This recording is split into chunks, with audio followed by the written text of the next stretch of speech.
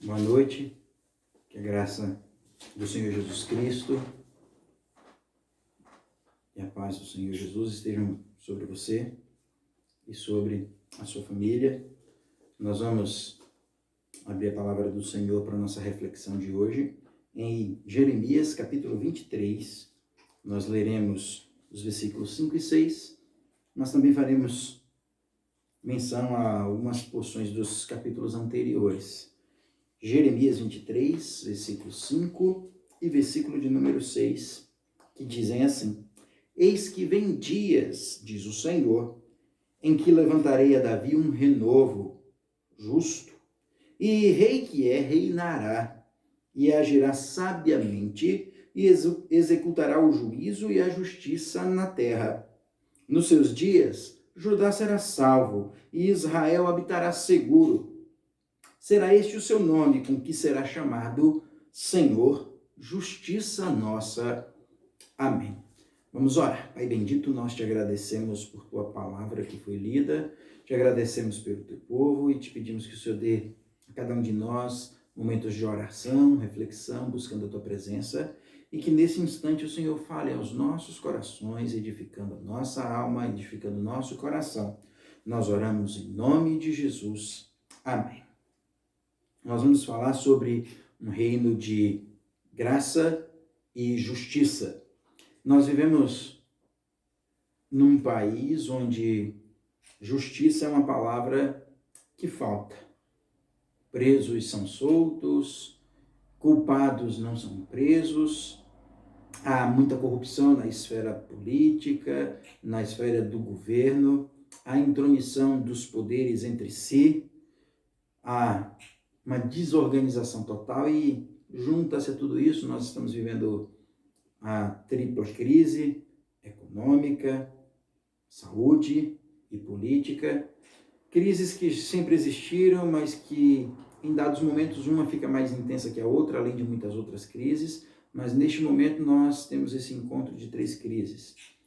E junto a tudo isso, todo o sofrimento, toda a amargura, toda a dor que temos que passar, as injustiças que temos que sentir, que receber, e o sentimento de que somos injustiçados com pessoas que tentaram passar a perna em nós, injustiçados porque compramos algo defeituoso e não conseguimos fazer a troca, injustiçados por ver nosso imposto que foi pago, parte do nosso salário que foi tomado em forma de imposto e que não foi revertido em benefícios para a nação, que não foi revertido em hospitais, que não foi revertido em uma escola de qualidade, que não foi revertido em estradas boas, que não foi revertido em benefícios para a população.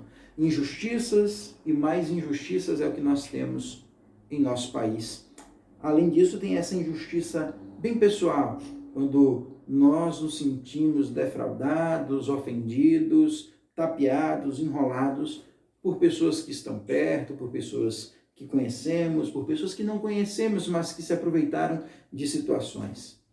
E quando nós começamos a clamar e buscar justiça, nós precisamos fazê-lo com introspecção, porque a corrupção da qual reclamamos e a injustiça da qual reclamamos é parte inerente do ser humano, da natureza humana caída, e nós, como seres humanos, pecadores, sem salvos, porque cremos em Cristo, em sua obra, mas somos pecadores e quando questionamos, criticamos, julgamos, analisamos outros pela sua conduta, pela sua postura, muitas vezes estamos emitindo a mesma análise que deveria ser emitida para conosco.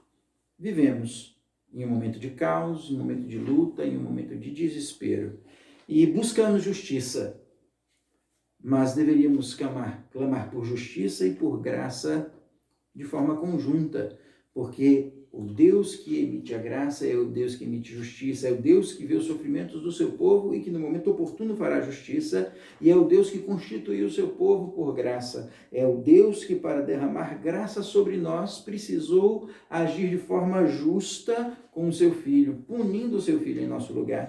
E o texto que nós lemos nos apresenta esta verdade. E o contexto no qual está inserido e que precisamos analisar nos mostra que nós também estamos debaixo em termos meritórios, da justiça de Deus, não debaixo da graça. Estamos debaixo da graça por causa que a graça é favor e misericórdia, mas olhando pelo prisma do que merecemos e do que deveríamos receber, nós estamos debaixo da justiça de Deus, ou deveríamos receber a justiça punitiva da parte do Senhor. Se nós voltarmos às nossas Bíblias, nós vamos ver no capítulo 22 justamente esta apresentação de um povo que quebrou a aliança, de um povo que fazia a opressão, de um povo que não cuidava do órfão, de um povo que não cuidava das viúvas, de um povo que foi punido por seus pecados, e de um povo que se entregou à idolatria, que se entregou à quebra da aliança. No capítulo 22, versículo de número 9, podemos ler isso. Então se lhes responderá: porque deixaram a aliança do Senhor, seu Deus, e adoraram a outros deuses e os serviram. E eu faço a pergunta: quais são os deuses que nós temos servido em nossa nação? Quais são aquelas coisas, ou pessoas, ou ideias, ou ideologias, ou pensamentos que nós temos colocado como substituto para com o nosso Deus, para com o Deus Todo-Poderoso? E é por causa desta troca que o povo de Judá estava recebendo os castigos nos dias de Jeremias, porque estavam praticando opressão, porque estavam praticando o desrespeito, o roubo, a extorsão, e porque estavam deixando de servir a Deus, estavam deixando de buscar o Senhor, por isso estavam sendo efetivamente punidos. Capítulo 23, onde lemos os 2 versículos, começa falando de Deus, uma fala de Deus contra os falsos pastores que estavam destruindo a nação. Aqueles que deveriam cuidar da nação não estavam cuidando bem dela, mas Deus faz uma promessa de que vai levantar pastores que cuidariam bem do seu povo, o seu povo lá do Antigo Testamento, que voltaria a apacentar com zelo e com sabedoria, de forma ordeira, o seu povo. E é dentro deste contexto de pecado, de idolatria, de punição de Deus para o povo, e também de uma promessa de levantar pastores que corretamente pastoreariam o povo de Deus. É neste contexto que os versículos 5 e 6 estão enquadrados. É uma promessa, é uma profecia, falando de alguém especial, de alguém que vai ser um grande líder, de alguém que viria a ser um grande pastor, e mais que isso, alguém que receberia no seu nome o nome do próprio Deus, e que é a expressão exata da justiça da parte de Deus. Os versículos 5 e 6 vão apresentar a pessoa do Senhor Jesus Cristo, e quando nós pensamos no nosso pecado e no pecado da nação, nós entendemos que nós carecemos de Cristo. Cristo é a solução graciosa para o pecado, Cristo é a solução justa para o pecado. E eu gostaria de olhar para os 2 versículos com esta ideia em mente: justiça e graça, as duas coisas andando em conjunto e vindo da parte de Deus e manifestas por meio de Cristo. E o texto diz: eis que vem dias, diz o Senhor, em que levantarei a Davi um renovo.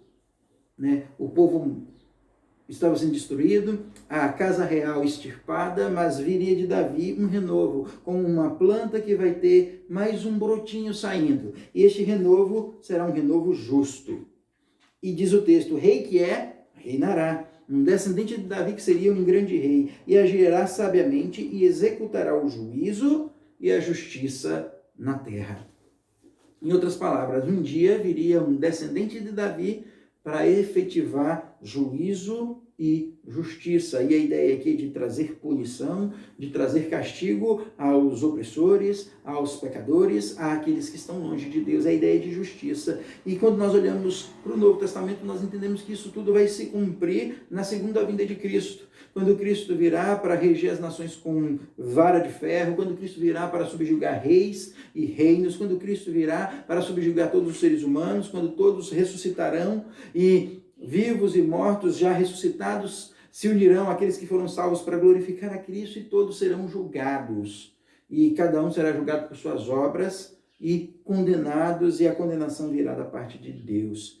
Cristo virá como justo juiz para julgar. Mas quando nós olhamos também para o versículo de número 6, nós percebemos que o povo de Deus será salvo, que o povo de Deus não vai ser tocado por esta justiça, porque vai receber outra justiça, vai receber substitutivamente a justiça de Deus, o que nós chamamos de graça. E o versículo 6 diz: nos seus dias, Judá será salvo e Israel habitará seguro. Será este o seu nome com que será chamado: Senhor, justiça nossa. E aqui é o nome de Deus sendo apresentado, Yahvé Tzadkenu, Yahvé é a nossa justiça, ou Yahvé é aquele que faz justiça por nós, e este é um dos nomes de Jesus, Senhor, nossa justiça. Por que